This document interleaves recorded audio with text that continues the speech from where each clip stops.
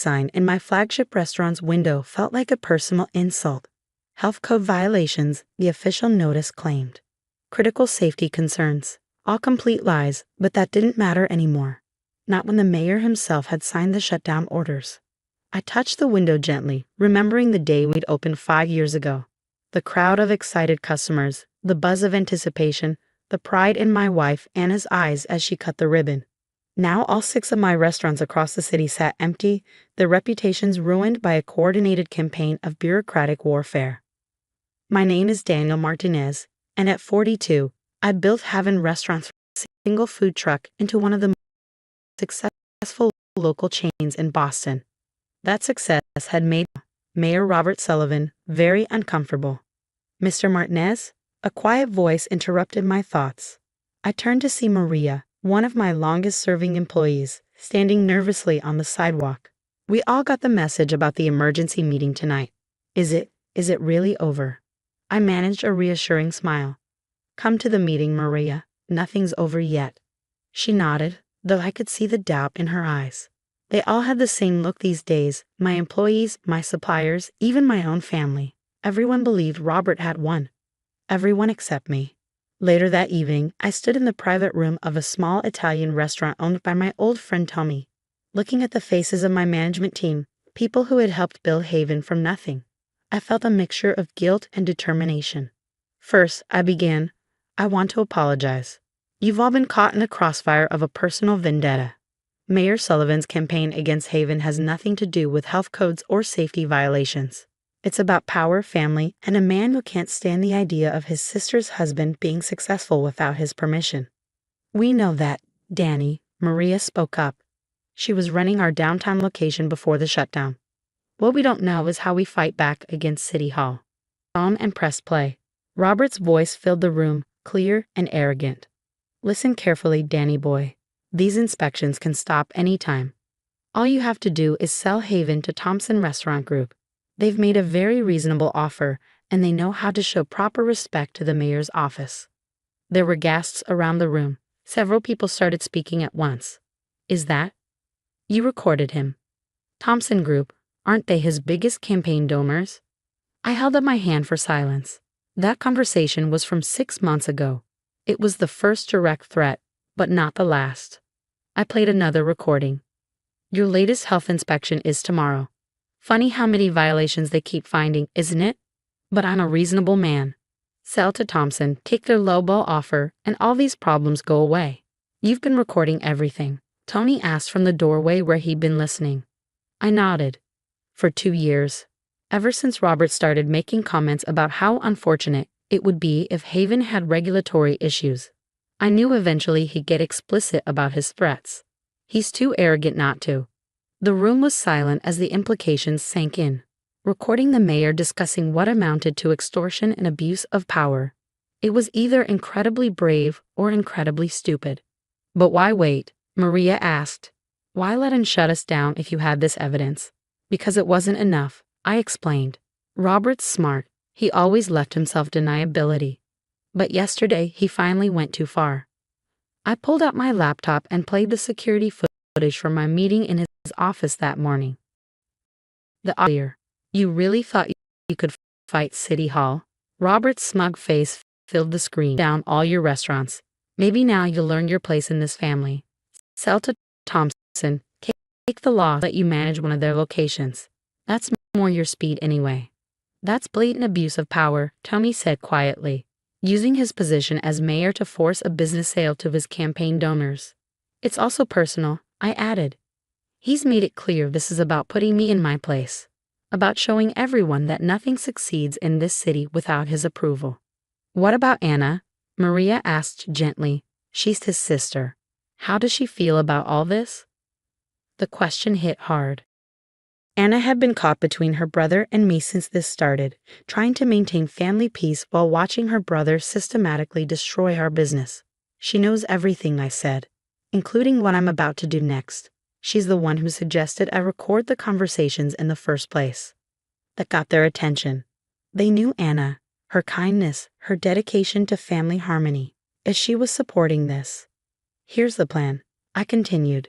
Tomorrow morning, I have a meeting with someone from the state attorney general's office. The recordings, the falsified health reports, the connection to Thompson Group, it's all going to them. The mayor will fight back, Tony warned. He'll claim the recordings are fake, that you're just a disgruntled business owner trying to damage his reputation. I smiled. That's why we need copies of everything. Every piece of paperwork, every email, every inspection report. I need you all to document everything you've seen and heard. But more importantly, I reached into my briefcase and pulled out a stack of papers. I need you to be ready for what comes next. They leaned forward as I laid out the documents, incorporation papers for a new company, lease agreements for locations just outside city limits, detailed plans for something bigger than Haven had ever been. Robert thinks shutting down our restaurants will destroy us, I said. He has no idea we've been preparing for this for months. But I need to know, are you all with me? One by one, they nodded. Even through their fear and uncertainty, I saw determination in their eyes. They had helped build Haven for nothing once before. They were ready to do it again. The next morning, I sat in a coffee shop across from City Hall, watching Robert arrive for work. He had no idea that at that exact moment, state investigators were receiving hundreds of pages of evidence documenting his abuse of power. My phone buzzed. A text from Anna. It's done. The AG's office has everything. Are you ready? I thought about all the nights we'd spent planning this, the strain it had put on her relationship with her family, the risk we were both taking. Ready? I texted back. I love you. Love you too. Make him regret underestimating you. I smiled, remembering something my father used to say. Success is the best revenge, but timing is everything. Robert thought he had won, that his power as mayor made him untouchable. He was about to learn how wrong he was. The rest of the day passed in a blur of activity. My management team was executing our backup plan flawlessly, securing new locations, contacting suppliers, reaching out to key employees. Everything had to be ready before the story broke. At 6 p.m., my phone buzzed again. It was Tommy.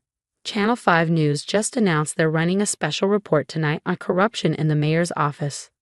Something about abuse of power and targeted harassment of local businesses. Right on schedule, I replied. The AG's office had promised to share the evidence with select media outlets. By morning, everyone would know what Robert had done. I drove home, feeling strangely calm. As I pulled into our driveway, I saw Anna waiting on the porch. Her face was pale but determined. Robert's been calling nonstop, she said as I joined her. He knows something's coming, but he doesn't know what.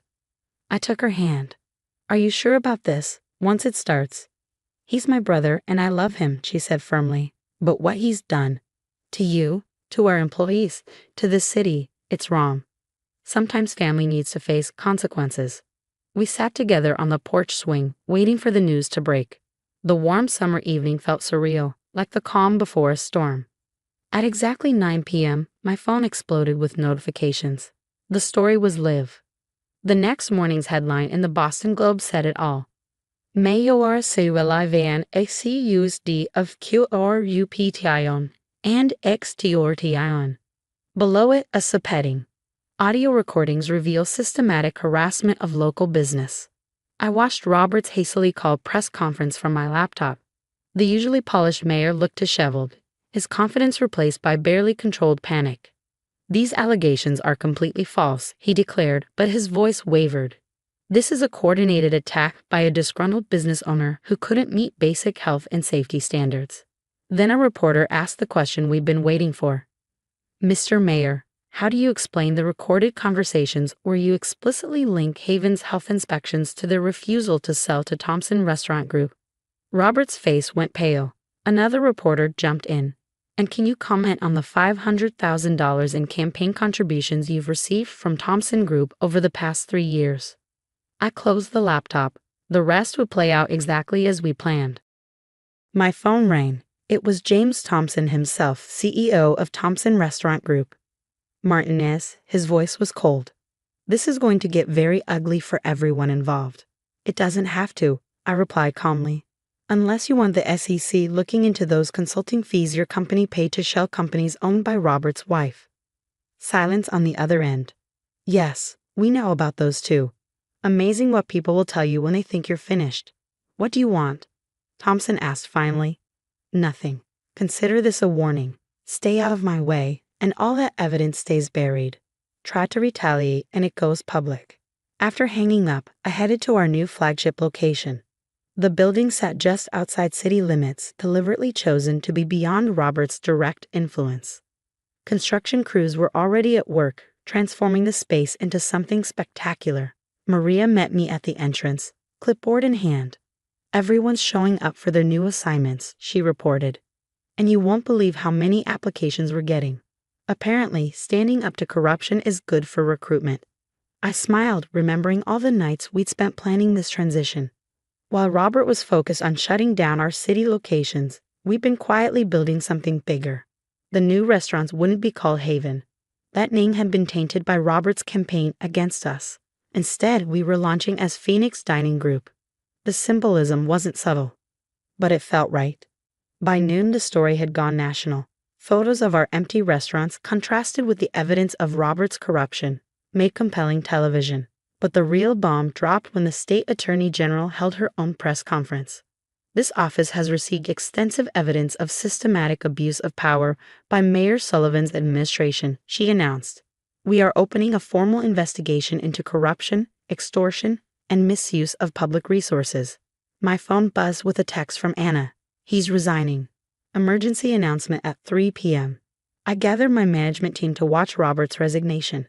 The man who stood at the podium barely resembled the arrogant brother-in-law who would try to destroy us. In light of recent allegations, and to avoid any further distraction from the important work of this office, he read from a prepared statement, I am stepping down as mayor, effective immediately. There was no celebration in our office, just quiet satisfaction and a renewed focus on building something better. That evening, as I was reviewing plans for our new locations, I received an unexpected visitor. Monica Sullivan, Robert's wife and the beneficiary of those questionable consulting fees. You've destroyed him, she said without preamble. No, I corrected quietly. He destroyed himself. We just provided the evidence. Thompson Group is abandoning him. The party wants nothing to do with him. Everything we built. Everything you built was based on corruption and intimidation, I said. Did you really think it would last forever? She stared at me for a long moment. You know this isn't over. Robert won't just disappear. I know. That's why I kept the most damaging evidence in reserve. Tell him that if he ever tries to retaliate against me, my family, or anyone involved in exposing this, everything comes out, including your role in it. She left without another word. But I knew the message would be delivered. The next few months were intense but rewarding. Phoenix Dining Group opened its first location to lines around the block. People came for the food but stayed for the story, the local business that stood up to corruption and won. We hired back every Haven employee who wanted to join us with better benefits and profit-sharing options. Many of our old customers followed us to the new locations, bringing friends and family with them. Robert left town shortly after his resignation, moving to Florida where he had family connections. Anna struggled with the family fallout but never wavered in her support for what we'd done. He needed to learn that actions have consequences, she said one night as we sat in our new flagship restaurant watching the busy dinner service. Maybe now he'll understand that real success comes from building things, not destroying them. 1 year after Robert's resignation, Phoenix Dining Group had expanded to 12 locations across 3 states. Our success attracted attention from legitimate investors, allowing us to grow without compromising our values. The old Haven locations still sat empty, a reminder of Robert's abuse of power. But we had transformed that loss into something greater than we'd originally built. I kept the recording device I'd used to document Robert's threats. It sits in my office as a reminder that sometimes the best defense against corruption is simply paying attention and being patient enough to let your opponents reveal themselves. The final piece of closure came in an unexpected way. About 18 months after everything happened, I received a letter from Robert. It was short but clear. You won, not just the restaurants, but the respect I never wanted to give you. I underestimated you, and I paid the price. Take care of Anna. I showed the letter to Anna, who read it with tears in her eyes. Do you think he really understands what he did wrong? Maybe, I said. But more importantly, we showed everyone else that doing the right thing, even when it's hard, even when it costs you something, is always worth it in the end. The story of Haven's destruction and Phoenix's rise became a case study in business ethics classes. Students would analyze how systematic corruption could be exposed and defeated by careful documentation and strategic thinking. But for me, the real lesson was simpler. Success isn't just about surviving attempts to destroy you. It's about using those attempts as fuel to build something better. Every morning, as I walk into one of our Phoenix locations and see the busy dining rooms, the happy employees, the thriving business we've built, I'm reminded that the best revenge isn't just proving your enemies wrong. It's proving yourself right in ways they never imagined possible. The red KOZD signs that once marked our defeat have been replaced by the Phoenix logo, a symbol of renewal and resilience. And somewhere in Florida, Robert Sullivan has to live with the knowledge that his attempt to put me in my place only helped me find exactly where I belonged. That's the thing about trying to keep someone down. Sometimes you just give them the perfect reason to rise higher than ever before.